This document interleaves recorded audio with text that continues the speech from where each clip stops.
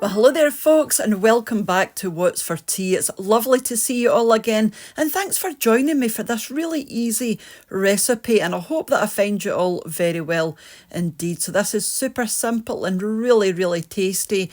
Penne pasta, chicken, Tuscan seasoning, parmesan cream.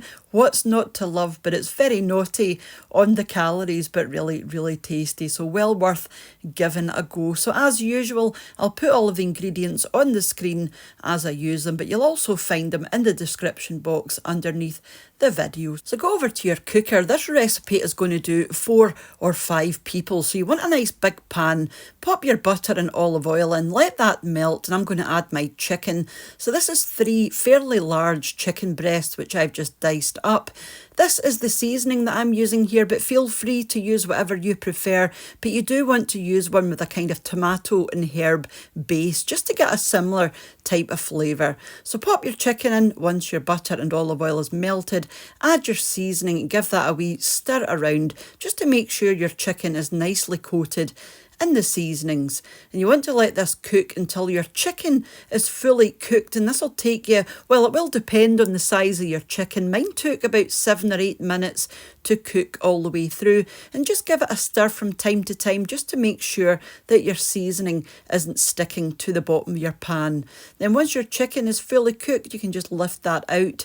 I've got a wee bowl there just at the back, and we're going to continue to use the same pan for everything else. So to this, I'm going to add my red onion and also my mushrooms. I am using chestnut mushrooms, but use whatever you prefer. If you find your pan is a wee bit dry, you can add a wee touch more oil or butter if you like, but your mushrooms will release a wee bit of liquid as well as they cook. And you want to let these soften again for about 5 minutes until they look something like this. And again, just give them a wee stir around just to coat them in that lovely remaining seasoning. To this, I'm going to add my sun-dried tomatoes. I've just chopped these up with a knife, and again, just give them a stir around, and you want to let these warm through and cook for about another minute or 2. Now, once they've had a minute, come back, and I'm going to add my chicken stock. I am just using chicken oxo cube, but you can use obviously whatever chicken stock you prefer. I like the flavour of chicken oxo. It's a good all-rounder, and I've always got these in, but like I said, use whatever you prefer. So let that simmer away for about 5 minutes just to reduce down a wee bit, and that will intensify the flavour of your stock. Lower your heat as low as your heat will go, and then add in your double cream, very naughty, and then also the parmesan cheese, again very naughty, but honestly it's really, really tasty. So yeah, just forget about the calories for this one, you won't regret it. And then give that a good stir together just to melt the cheese down, and I'm going to add a couple of teaspoons of parsley just for some much needed greenery and a wee burst of colour. Give that a stir around, and then you can add your cooked chicken back in. Give that a stir around as well, just to make sure everything is combined.